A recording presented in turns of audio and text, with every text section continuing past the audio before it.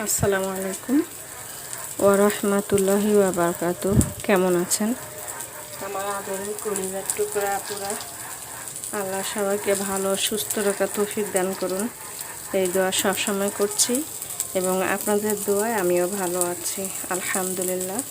আল্লাহর কাছে শুকরিয়া জানাচ্ছি। তো আপুরা, আজকে আমি হাজির হয়েছি আমার নিজের বুনানো, মানে আমি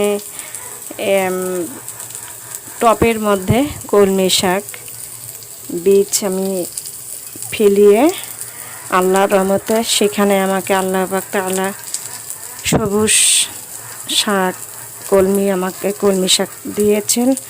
সেইগুলো আমি অল্প একটু উঠিয়ে আজকে আমি রান্না করছি। তো আমি এখানে কড়াইয়ের মধ্যে রসুন কুচি, পেঁয়াজ কাটানো ও কাঁচামরিচ ফালি দিয়েছি। এবার আমি সরিষার তেল দিয়ে দিব।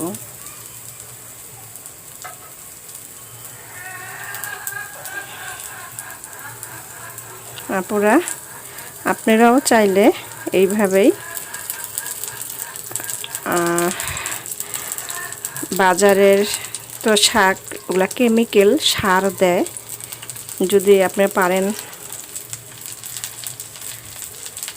5 লিটার তেলের জারকিনটা কেটে একটু ভালো মাটি যদি না পাওয়া যায় তাহলে নার্সারির থেকে সেই মাটি কিনে নিয়ে এসে যদি একটু পাট শাক, একটু করল্লার বিচি, তারপরে মিষ্টি আলু কিনে নিয়ে এসে মাথাগুলো কেটে কেটে একটু যদি বুনে মানে গেড়ে দিয়ে আপনারা খেতে পারেন, কেমিক্যাল মুক্ত সবুজ শাক অল্প একটু হোক না, তবুও তার টেস্ট আলাদা আর আনন্দই আলাদা। নিজের হাত দিয়ে উঠিয়ে রান্না করবেন, অল্প একটু হলে একটু আলু অথবা অন্য কিছু দিয়ে একটু ভাজি বা একটু ঝোল করেও খাওয়ানো যাবে।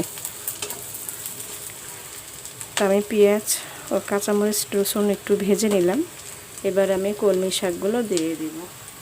এই দেখুন কত সুন্দর, একদম টাটকা সবুজ শাক, কোনো কেমিক্যাল নাই, কেমিক্যাল মুক্ত।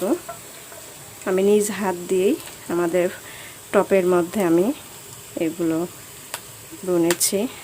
বিসমিল্লাহ, দেখুন।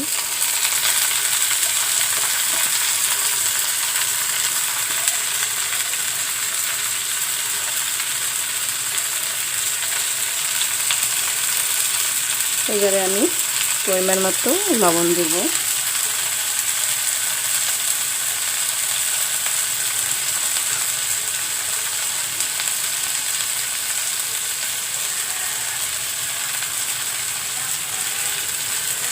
লবণ দিয়ে দিলাম, আমি এবারে একটু ঢেকে দেব।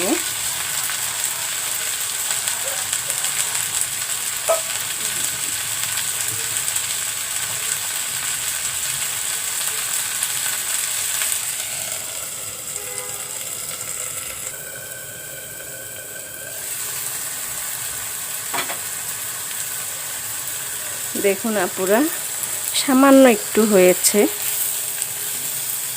মোট কথা 2 জন খাওয়া যাবে, 2 জনের জন্য পারফেক্ট।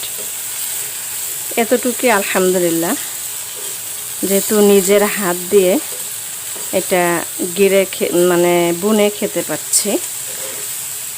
আপনারা চাইলেই বাজারে কলমি শাকের বীজ কিনতে পাওয়ানো যায়। আপনারা এইভাবে টপে গেড়ে টপ অথবা তেলের জারগুলো ফেলিয়ে না দিয়ে মুখটা কেটে একটু মাটি সংরক্ষণ করে আপনারা এগুলো চাষ করে খেতে পারবেন। অনেক আনন্দ লাগে নিজ হাত দিয়ে উঠিয়ে নিয়ে রান্না করানোটা। তা আমি আরেকটু ঢেকে দিব, যেহেতু পানি দেব না, এইভাবে সিদ্ধ করে রান্নাটা করে ফেলব।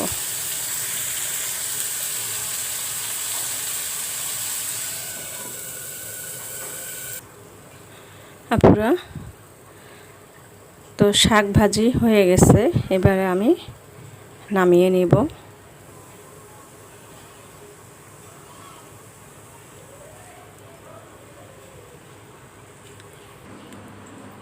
আপুরা, নামিয়ে নিয়ে আসলাম।